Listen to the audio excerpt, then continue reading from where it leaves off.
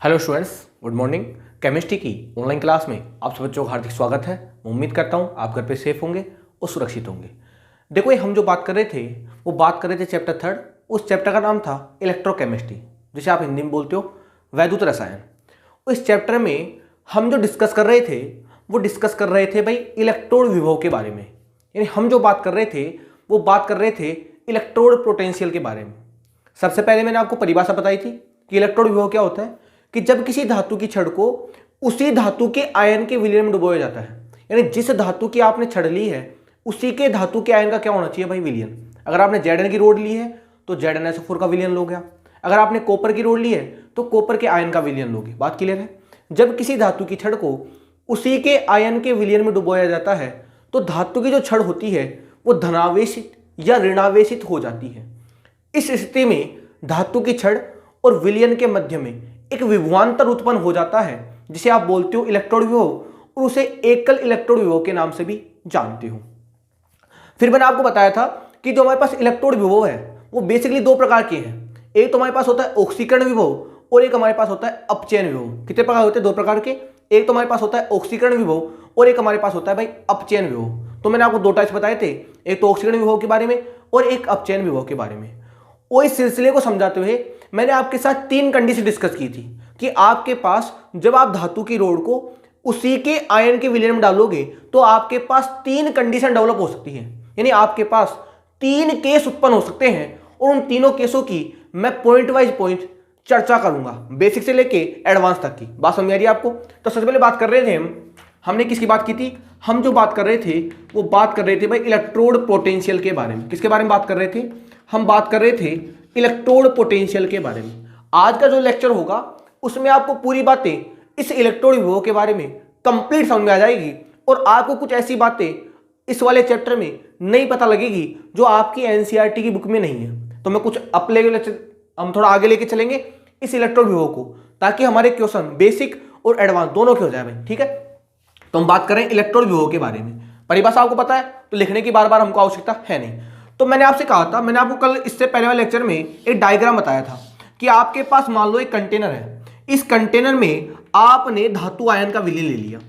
किसका विलय ले लिया? जिस धातु की आपने रोड ली है। मान लिया कि आपने एम मेटल की रोड ली। किसकी रोड ली? एम मेटल की, यानी मेटल की आपने ली रोड। क्या ले लिया आपने? मेटल की रोड। किसकी ले ली? एम मेटल की। तो आपके पास जो विलयन होगा वो भी एम प्लस एन आयन का होगा। ये क्या है अपने पास? M plus N ion solution. ठीक है भाई, यही तो भाई, ये होगा हमारे पास M plus N ion solution. यानी जिस धातु की आप रोड लोगे उसी धातु का क्या लोगे आप? विलयन। यानी उसी धातु के आयन का क्या लोगे आप? विलयन। तो इस सिलसिले में मैंने आपको तीन केस बताए थे इस सिलसिले में कि जब धातु की जो धातु की छड़ होती है, जब धातु की छड़ को उसी के आयन के विलयन में आप डुबोगे तो आपके पास तीन कंडीशन होगी। यानी आपके पास तीन केस होंगे। पहला केस आपके पास क्या था? अगर मान लो एम प्लस एन आयन, यानी एम प्लस एन आयन ज्यादा स्टेबल हो मेटल से, यानी धातु की रोड से अगर धातु के आयन ज्यादा स्टेबल है तो धातु की रोड से मेटल के पार्टिकल बताओ इधर आएंगे नहीं आएंगे? भाई हर चीज स्थायित्व की तरफ बढ़ना चाहती है। अगर ये विलयन ज्यादा स्टेबल है तो धातु की छड़ के जो आयन है बताओ रोड से विलयन में आएंगे नहीं आएंगे? कब? जब ये ज्यादा स्टेबल होगा तब। दूसरा केस, ये केस हमारे पास फर्स्ट था। दूसरा केस हमारे पास क्या हो सकता था कि अगर मान लो मेटल ज्यादा स्टेबल है मेटल प्लस एन आयन से, अगर मान लो धातु ज्यादा स्टेबल है मेटल प्लस एन आयन से, तो ये जो विलयन के आयन है बताओ इस मेटल की तरफ जाएंगे नहीं जाएंगे? ये किधर जाएंगे? धातु की छड़ की तरफ, क्योंकि छड़ ज्यादा स्टेबल है। तो मैं कहूंगा इधर से कहां जाएंगे? इधर तरफ। तीसरा केस हमारे पास क्या था? तीसरा केस हमारे पास क्या था कि मान लो दोनों ही बराबर हो जाए, कि दोनों ही क्या हो जाए? बराबर। और आपको पता है जब दोनों ही बराबर हो जाएंगे तो मैं कहूंगा किसी प्रकार का कोई इलेक्ट्रोड विभव उत्पन्न ही नहीं होगा। क्यों नहीं होगा? ना तो ये इधर से इधर आएगा ना ही ये इधर से इधर जाएगा। जब आयनों की गति ही नहीं होगी तो बताओ क्या आवेशों का स्थानांतरण होगा क्या? और आप जानते हो विभव कब होता है? जब आवेशों का पृथक्करण होता है। जब आवेश ही चेंज नहीं होंगे तो मैं कहूंगा आवेशों का पृथक्करण नहीं होगा, और आवेशों का पृथक्करण नहीं होगा तो मैं कहूंगा इस कंडीशन में किसी भी प्रकार का कोई इलेक्ट्रोड विभव उत्पन्न नहीं होगा। बात समझ आ रही है आपको? बात क्लियर है? ध्यान से देख लीजिए इस टॉपिक को आप। यानी जब आप धातु की छड़ को उसी के आयन के विलयन में डुबोते हो तो आपके पास 3 कंडीशन हो सकती है। कौन कौन सी? कि आयन ज्यादा स्टेबल हो छड़ से, छड़ ज्यादा स्टेबल हो आयन से, या दोनों ही क्या हो जाए बराबर। अब मैं पॉइंट वाइज पॉइंट पहले केस फर्स्ट को डिस्कस करूंगा, फिर केस सेकंड को डिस्कस करूंगा, और फिर बात करेंगे केस थर्ड की।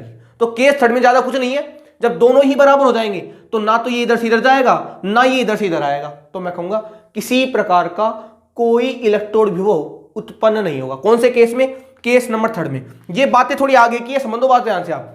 तो आपके पास 3 केस बनेंगे, ये ज्यादा स्टेबल होगा इससे, ये ज्यादा होगी स्टेबल से, या दोनों क्या होंगे अपने पास बराबर। तो सबसे पहले वाले केस को ले रहा हूं कि मेटल प्लस एन आयन, जान दो ना एम प्लस एन क्यों लिखा है? जब भी कोई धातु आयन अपने इलेक्ट्रॉनों को त्यागती है तो जितने इलेक्ट्रॉन त्यागे जाते हैं उतना ही चार्ज क्या आता है मेटल के ऊपर। अगर मान लो यहां पर सोडियम धातु होती तो सोडियम धातु 1 इलेक्ट्रॉन देती है तो आप चार्ज +1 लगाते हो।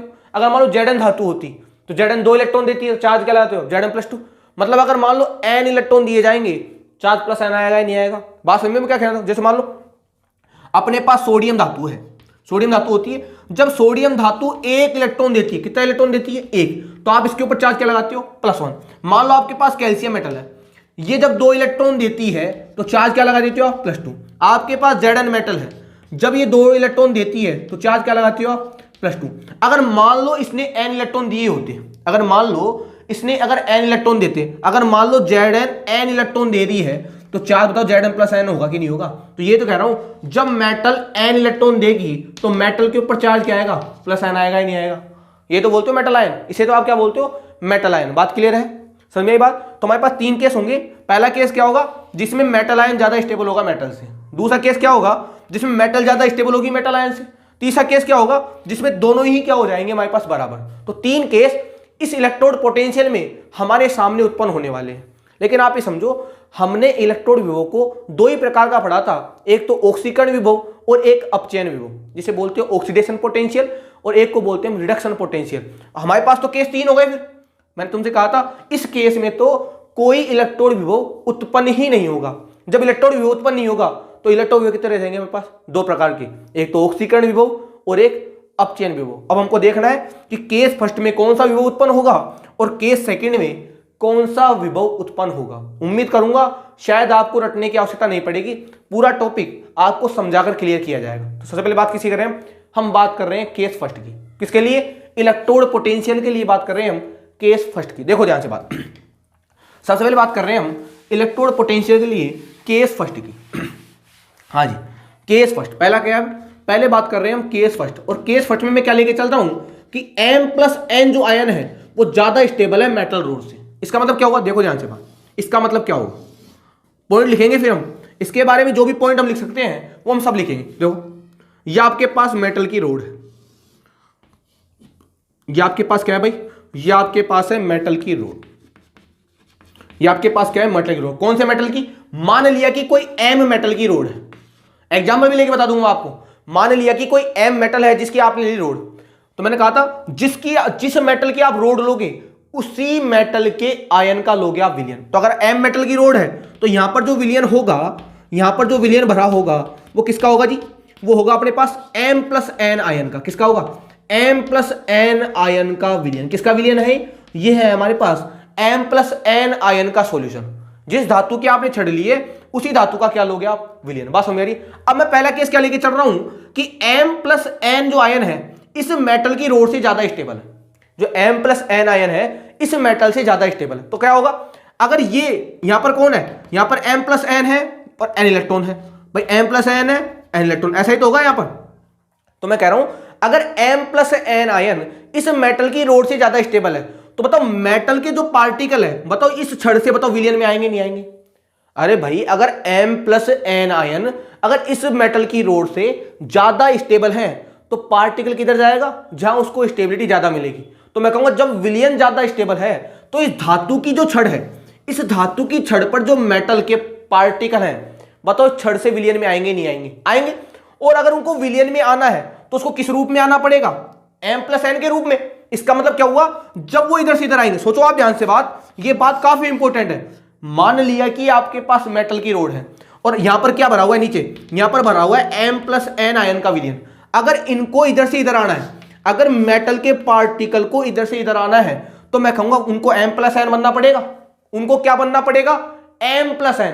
और वो m+n कब बनेंगे, क्योंकि आप जानते हो मेटल किससे मिलकर बनी होती है, m+n+n इलेक्ट्रॉन। बताओ ये बात सही कि नहीं, अगर m+n में अगर मैं n इलेक्ट्रॉनों को जोड़ दूं, बताओ मेटल बनेगी नहीं बनेगी। फॉर एग्जांपल जैसे मान लो आपके पास Zn+2 आयन है, Zn+2 आयन में अगर आपने 2 इलेक्ट्रॉन जोड़ दिए, बताओ Zn की धातु बनेगी नहीं बनेगी, क्योंकि 2 इलेक्ट्रॉन से 2 प्लस कैंसिल हो जाएगा ना, हमारे पास क्या रह जाएगा, Zn। इसका मतलब क्या हुआ, अगर मान लो ये वाले आयन ज्यादा स्टेबल हैं तो मेटल की रोड के जो पार्टिकल हैं वो इधर से इधर आएंगे।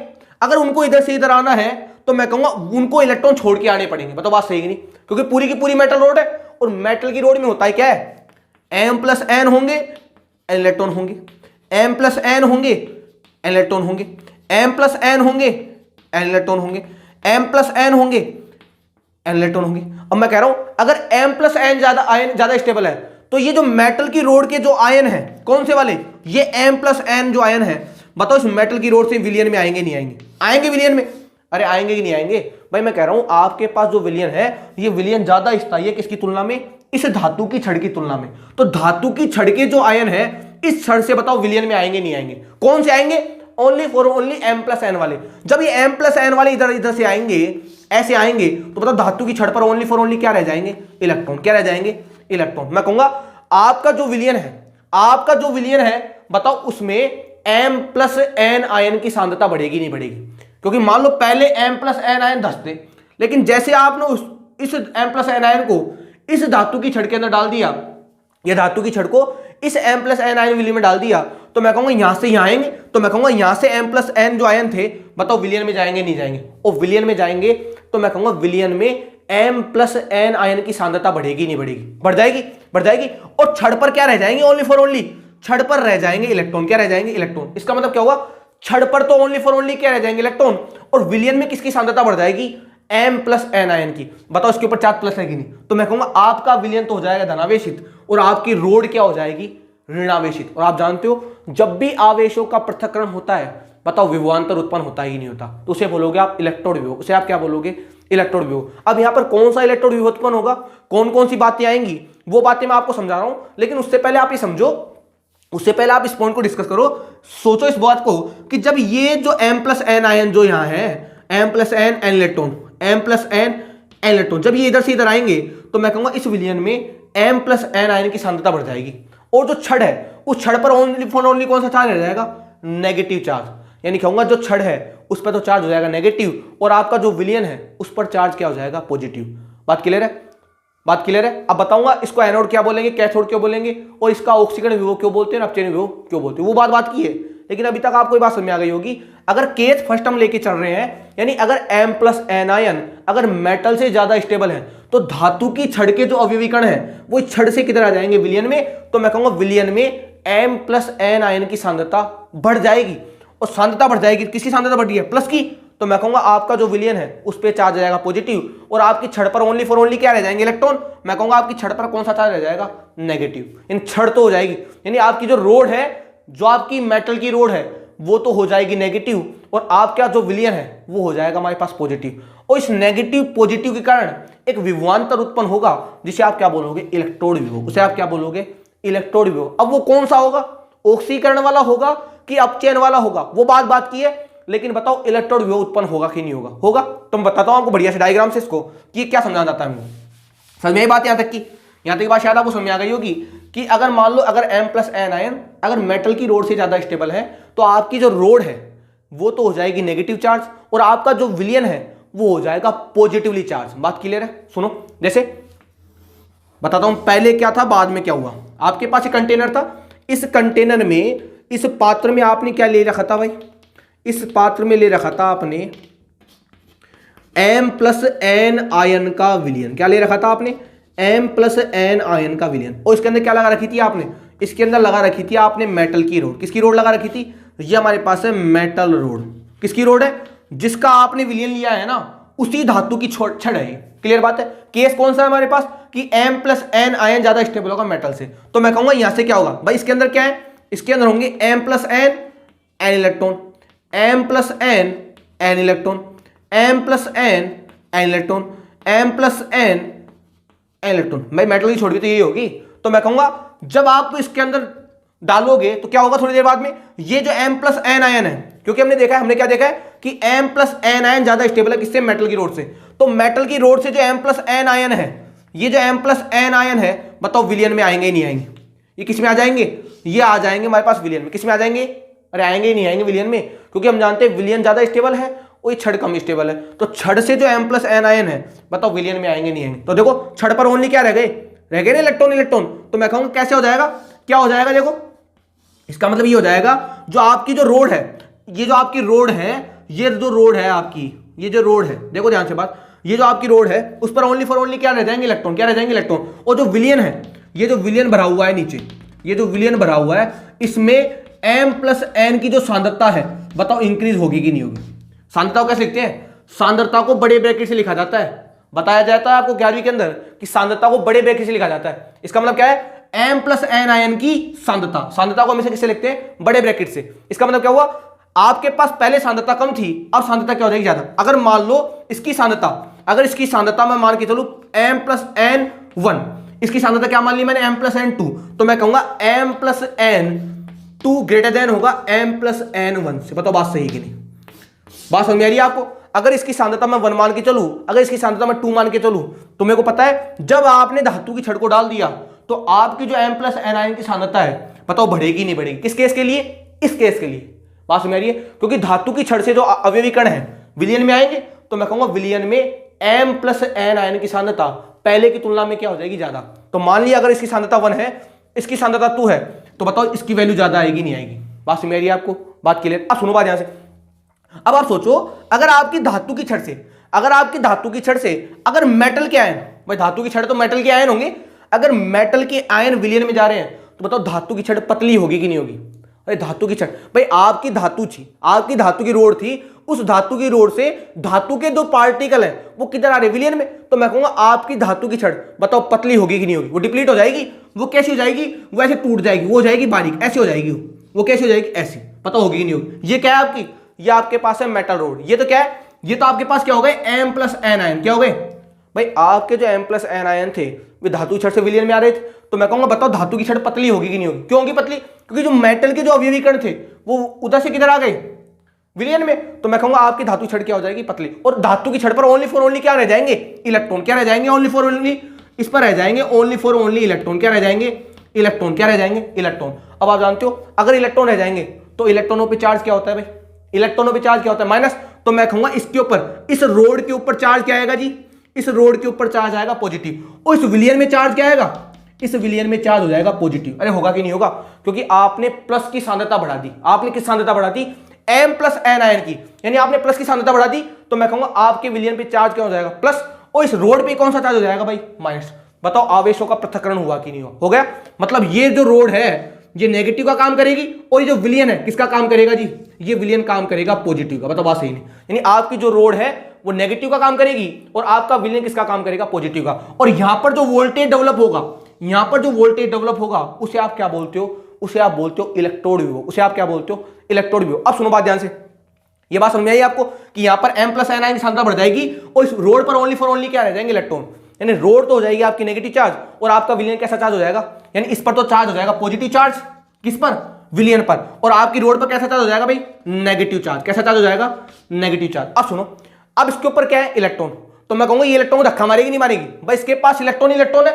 तो मैं कहूंगा ये इलेक्ट्रॉन को मारेगी धक्का। ये क्या मारेगी, इलेक्ट्रॉन को। ये इलेक्ट्रॉनों को यहां से कर सकती है बाहर, क्या कर सकती है, इलेक्ट्रॉन आउट। क्या कर सकती है, यहां से इलेक्ट्रॉन आउट। और मैंने आपसे कहा था जहां से इलेक्ट्रॉन बाहर होते हैं, जहां से इलेक्ट्रॉन बाहर होते हैं उसे आप क्या बोलते हो, एनोड। यानी ये जो है ये किसका काम करेगा, ये काम करेगा एनोड का। किसका काम करेगा जी, एनोड का। क्योंकि जहां से इलेक्ट्रॉन बाहर होते हैं उसे आप बोलते हो एनोड, उसे आप क्या बोलते हो, एनोड। और आप जानते हो एनोड पर हमेशा क्या होता है, ऑक्सीडेशन। क्या होता है, ऑक्सीडेशन। क्या होता है, ऑक्सीडेशन। तो यहां पर जो पोटेंशियल डेवलप होगा, यहां पर जो पोटेंशियल डेवलप होगा उसे आप क्या बोलोगे, उसे आप बोलोगे ऑक्सीडेशन पोटेंशियल। क्या बोलोगे, उसे आप बोलोगे ऑक्सीडेशन पोटेंशियल। हिंदी में क्या बोलेंगे, उसे बोलेंगे ऑक्सीकरण विभव। क्या बोलेंगे, ऑक्सीकरण विभव। बात समझ आ रही है आपको, क्योंकि आपकी जो छड़ है उस छड़ पे चार्ज आ गया माइनस, और छड़ पर माइनस चार्ज आने के कारण से छड़ इलेक्ट्रॉनों को बाहर करेगी। ये जो रोड है ये जो रोड है इलेक्ट्रॉन को क्या करेगी, बाहर करेगी, पुश करेगी, ये इलेक्ट्रॉन को बाहर करेगी, तो मैं कहूंगा इसको बोलेंगे इलेक्ट्रॉन आउट, और इलेक्ट्रॉन आउट को क्या बोलते हैं हम, एनोड। और आप जानते हो एनोड पर क्या होता है, ऑक्सीडेशन। क्या होता है, ऑक्सीडेशन। तो यहां पर जो पोटेंशियल डेवलप होगा, यहां पर जो विभव उत्पन्न होगा, उस विभव को क्या बोलोगे आप, ऑक्सीकरण विभव। उसे आप क्या बोलोगे, ऑक्सीकरण विभव। बात समझ आ रही है आपको, बात समझ आ रही है। तो ये बातें थी किसके बारे में, ये बातें थी केस फर्स्ट के बारे में। अब मैं इस बातों को एक समराइज वे में लिखूंगा, सुनो बात ध्यान से। आपको ये भी बताया जाएगा कि जब मेटल आयन, जब मेटल अपने मेटल आयन में चेंज होती है, भाई इसमें धातु, जब धातु के आयन में परिवर्तित होती है तो उसे हम क्या कहते हैं। बात समझ आ रही है। लेकिन पता लग गया आपको कि अगर आपके पास केस फर्स्ट है, अगर आपके पास केस फर्स्ट है, तो एनोड जो आपकी रोड है उस पर चार्ज आएगा माइनस, आपके विलियन पे चार्ज आएगा प्लस, आपके विलियन में M+N आयन की सांद्रता बढ़ जाएगी, और आपका जो विभव उत्पन्न होगा वो विभव कौन सा उत्पन्न होगा भाई, ऑक्सीडेशन पोटेंशियल। उसे क्या बोलते हैं, ऑक्सीडेशन पोटेंशियल। ध्यान से देख लीजिए इस बात को। और आपकी जो छड़ है वो डिप्लीट हो जाएगी, यानी जो छड़ है आपकी वो हो जाएगी बिल्कुल बाई श्रिंक कर जाएगी वो, क्योंकि यहां से मेटल के पार्टिकल लेते जाएंगे, तो मैं कहूंगा आपकी जो रोड है वो H हो जाएगी। अब वो मोटी नहीं रहेगी, वो सिकुड़ जाएगी भाई, क्योंकि इसके जो मेटल के आयन है वो किधर आ गए भाई, विलियन में। बात समझ में आ रही है आपको, बात क्लियर है। मैं क्या समझना चाहता हूं कि अगर M+N आयन अगर इस मेटल से ज्यादा स्टेबल है तो मामला कुछ ऐसा हो जाएगा। क्लियर बात है। अब मैं इसको समराइज में एक्सप्लेन करता हूं कि अगर मान लो केस फर्स्ट हो, अगर केस फर्स्ट हो तो उसके लिए हम कौन कौन से पॉइंट लिख सकते हैं, इसे बोलते हैं अपन ऑक्सीकरण विभव। इसे क्या बोलते हैं, यानी जब केस फर्स्ट होगा ना उस टाइम जो पोटेंशियल होगा उसे बोलोगे आप ओपी। क्या बोलोगे, ऑक्सीडेशन पोटेंशियल। मतलब जो केस सेकंड होगा उसमें कौन सा पोटेंशियल आएगा, रिडक्शन पोटेंशियल। देख लेंगे उसको, लेकिन पहले आपको समझ में आया एनोड। और एनोड पे चार्ज क्या है भाई, देखो आप इस एनोड पे चार्ज क्या है, नेगेटिव। तभी तो मैंने आपसे कहा था कि एनोड हमेशा पॉजिटिव नहीं होता और कैथोड हमेशा नेगेटिव नहीं होता। देखो आप यहाँ एनोड है, लेकिन एनोड पे चार्ज कह रहा है यहाँ पर नेगेटिव, उल्टा हो गया ना। इसलिए मैंने कहा था आपसे कि एनोड पर हमेशा ऑक्सीडेशन होता है और कैथोड पर हमेशा क्या होता है, रिडक्शन। एनोड से हमेशा इलेक्ट्रॉन आउट होते हैं और कैथोड पर हमेशा इलेक्ट्रॉन क्या होते हैं, एंटर करते हैं। इलेक्ट्रॉन क्या होंगे, इन होंगे। बात समझ आ रही है, क्लियर बात है। अब सुनो बात ध्यान से, यहाँ तक बात समझ आ गई आपको, क्लियर बात है। तो मैं आपको एक समराइज में लिख देता हूं इस केस फर्स्ट के बारे में। यानी जब आपके पास केस फर्स्ट होगा तो पहला पॉइंट क्या होगा, पहला पॉइंट क्या होगा भाई केस फर्स्ट के बारे में, कि M+N जो आयन है वो ज्यादा स्टेबल होंगे मेटल्स। ये तो बात है, ये पॉइंट है। दूसरा पॉइंट क्या होगा, दूसरा पॉइंट क्या होगा, M+N आयन की, M+N आयन की विलियन में सांद्रता, M+N आयन की विलियन में सांद्रता बढ़ जाती है। बताओ बात सही है, M+N आयन की विलियन में सांद्रता बढ़ जाती है। भाई जब अगर ये ज्यादा स्टेबल होगा तो धातु की छड़ से जो M+N है वो तो विलियन में आएंगे नहीं आएंगे, तो मैं कहूं विलियन में सांद्रता किसकी बढ़ जाएगी, M+N आयन की विलियन में सांद्रता क्या हो जाती है, बढ़ जाती है। तीसरी बात क्या होगी, विलियन जो है, विलियन पर धनावेश उत्पन्न हो जाता है। बताओ बात सही कि नहीं, विलियन पर क्या उत्पन्न हो जाएगा, धनावेश उत्पन्न हो जाता है। अरे चार्ज पॉजिटिव तो आएगा भाई, जब प्लस चार्ज की मात्रा बढ़ी है, भाई प्लस चार्ज ही है, M+N पे प्लस चार्ज जो है, तो मैं कहूंगा विलियन पे कौन सा चार्ज बढ़ जाएगा, प्लस वाला चार्ज। चौथी बात क्या है, धातु की छड़, धातु की छड़ पर, धातु की छड़ पर क्या उत्पन्न हो जाता है, ऋणावेश उत्पन्न हो जाता है। बताओ बात सही कि नहीं, धातु की छड़ पर क्या उत्पन्न हो जाता है, धातु की छड़ पर ऋणावेश उत्पन्न हो जाता है। अरे होगा कि नहीं हो, दिख रहा है ना आपको, क्योंकि धातु की छड़ पर क्या है, इलेक्ट्रॉन, और इलेक्ट्रॉन के कारण इस पर कौन सा चार्ज जाएगा, नेगेटिव। और पांचवी बात क्या होगी, धातु की छड़, धातु की छड़ एनोड का कार्य करती है। किसका कार्य करती है, सुनो बात ध्यान से, एनोड का कार्य कर, धातु की छड़ एनोड का कार्य करती है। किसका कार्य करती है, एनोड का। बात समझ आ रही है। पहला क्या होगा, M+N ज्यादा स्टेबल होगा मेटल से। दूसरी बात क्या है, विलियन में M+N आयन की सांद्रता बढ़ जाएगी। तीसरी बात क्या है कि आपका जो विलियन है उस पर चार्ज पॉजिटिव आ जाएगा। चौथी बात क्या है, आपकी जो छड़ है उस पर चार्ज क्या आ जाएगा, नेगेटिव आ जाएगा। पांचवी बात क्या है, आपकी जो छड़ है वो किसका काम करेगी, एनोड का। किसका काम करेगी, एनोड का।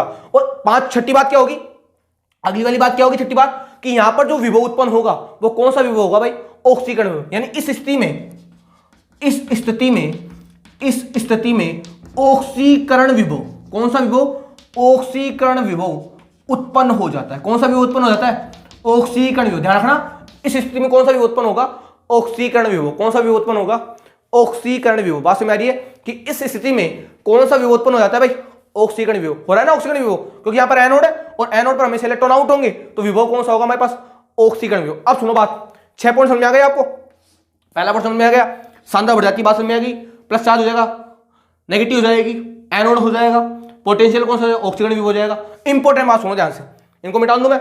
देखो आप शाम ध्यान से देख लीजिए, मैं देख लेता हूं कैमरे आपको साफ साफ दिख रहा है। हाँ पूरे सब दिख रहे हैं, पूरे पॉइंट आपको साफ साफ दिख रहे हैं कि कौन कौन से पॉइंट, पहला point, 2 point, 3 point, 4 point, 5 point और 6 पॉइंट। 6 पॉइंट मैंने आपको इस केस फर्स्ट के लिए बताए। 7वां पॉइंट काफी इंपॉर्टेंट पॉइंट है और उस पर ये पूरा बेस है। ये जो तरीका है इसको मिटा देता हूं, अब तो मिटा देता हूं इसको। ये जो तरीका है, कौन सा तरीका, कि मेटल का अपने आयन में परिवर्तित होना, मेटल का अपने आयन में। भाई आप सोचो, आपके पास M+N आयन ज्यादा स्टेबल है मेटल से। इसका मतलब क्या होगा कि मेटल, मैंने बताया था आपको कि आपके पास ये मेटल की रोड है, यहां से M+N जो मेटल है, बताओ इधर आएगी नहीं आएगी, किसमें परिवर्तित होगी वो, M+N में। यानी जब भी कोई धातु अपने आयन में परिवर्तित हो जाती है, जब भी कोई धातु अपने आयन में परिवर्तित हो जाती है, तो इस घटना को इसके नाम से जानते हैं, इसे बोलते हैं सॉल्यूशन प्रेशर। क्या बोलते हैं, इसे बोलते हैं सॉल्यूशन प्रेशर। भाई ध्यान रखना, ये बात काफी इंपॉर्टेंट है, काफी 7वां पॉइंट है ये, काफी इंपॉर्टेंट नहीं, वेरी इंपॉर्टेंट पॉइंट है। क्या पॉइंट है, जब भी कोई धातु अपने आयन में परिवर्तित होती है, जब भी कोई धातु अपने आयन में परिवर्तित होती है, तो ये जो परिवर्तित होने की जो घटना है, इसे बोलते हैं सॉल्यूशन प्रेशर। कौन सा प्रेशर बोलते हैं, इसे बोलते हैं सॉल्यूशन प्रेशर। यानी मैं कहूंगा ये जो धातु है, ये जो मेटल के आयन इधर विलयन में आ रहे हैं ना, ये जो प्रोसेस हो रहा है, इस प्रोसेस के लिए रेस्पॉन्सिबल फैक्टर कौन सा है भाई,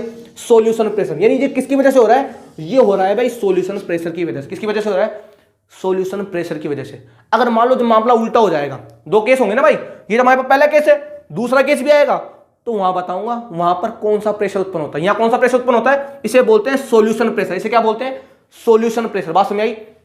तो ये 7 पॉइंट किसके बारे में, ये 7 पॉइंट है भाई केस फर्स्ट के बारे में। कब, जब मेटल प्लस आयन ज्यादा स्टेबल होगा भाई मेटल से। ये कब केस कब उत्पन्न होगा, कि आपकी जो मेटल प्लस आयन है वो किससे ज्यादा स्टेबल होगी भाई, मेटल से। बात समझ रही है। और ये जो तरीका है, ये जो कन्वर्ट होने का तरीका है, ये तरीका क्या कहलाएगा, इसे बोलेंगे हम सॉल्यूशन प्रेशर। इसे हम क्या बोलेंगे, सॉल्यूशन प्रेशर। बात समझ आ गई आपको, बात समझ आ गई। फिर समझा देता हूं, हमको ये बातें पूरी ऑन टिप्स याद होनी चाहिए। क्या होगी कि जब धातु की छड़ को उसी के आयन के विलय में डुबोया जाता है, तो धातु की छड़ धनावेशित या ऋणावेशित हो जाती है। देखो हो गई धातु की छड़ ऋणावेशित, दूसरे केस में क्या हो जाएगी, धनावेशित। बात समझ आ रही है। तो धातु की छड़, देखो धातु की छड़ और विलयन के मध्य में एक विभवांतर उत्पन्न हो जाता है, जिसे आप बोलते हो इलेक्ट्रॉन विभव। 2 केस होंगे, ऑक्सीजन विभव वाला और अपचयन विभव वाला। बात समझ आ रही है। वापस समझो, जब धातु की छड़ को इसी के आयन के विलय में डुबाया जाता है, तो धातु की छड़ धनावेशित या ऋणावेशित, इस केस में क्या हो रही है, ऋणावेशित हो रही है, और विलयन के मध्य में एक विभवांतर उत्पन्न हो जाता है, जिसे आप क्या बोलते हो, इलेक्ट्रॉन विभव। और वो 2 प्रकार के होते हैं, एक ऑक्सीकरण विभव और एक हमारे पास होता है अपचयन विभव। तो इस केस में क्या कहलाएगा, इस केस में कहलाएगा ये ऑक्सीकरण विभव। क्या कहलाएगा, ऑक्सीकरण विभव। दिख रहा है आपको साफ साफ, आप बात क्लियर है। पहला केस क्या था हमारे पास, अगर मान लो अगर M+N आयन की स्टेबिलिटी अगर मेटल से ज्यादा स्टेबल है, तो मैं कहूंगा धातु की छड़ से मेटल जो आयन है, बताओ विलयन में आएंगे नहीं आएंगे। और अगर वो विलयन में आएंगे, तो विलयन में M+N आयन की सांद्रता क्या हो जाएगी, बढ़ जाएगी।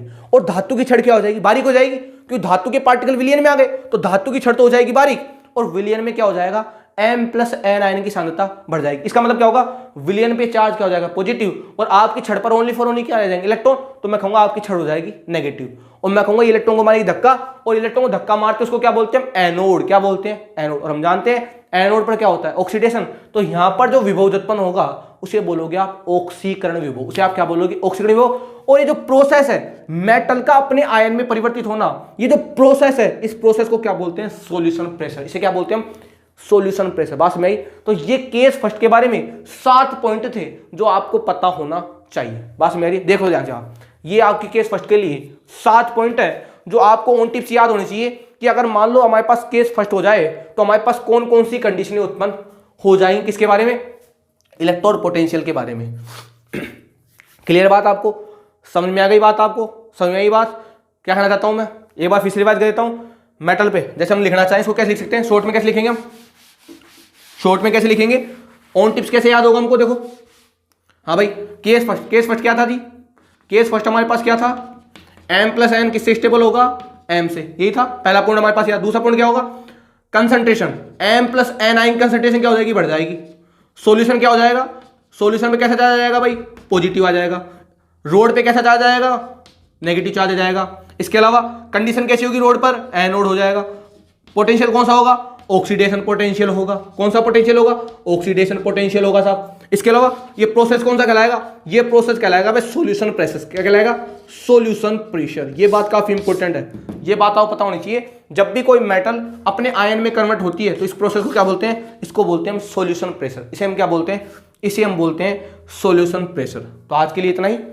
अगले वाले लेक्चर में हम बात करेंगे इससे आगे वाले केस की। बात क्लियर है? 3 केस थे हमारे पास, जिसमें पहला केस मैंने आपके साथ वेल डिटेल डिस्कस कर दिया है। अगर फिर भी किसी विद्यार्थी को इस केस के अंदर कोई प्रॉब्लम आती है तो मुझसे इमीडिएटली पूछ लेना, क्योंकि आगे टॉपिक अभी स्टार्ट हुआ है। अभी तो आपका सिलेबस का पोर्शन ही स्टार्ट हुआ है, अभी तक हमको इस सिलेबस में काफी कुछ बातें सीखनी है। बात क्लियर?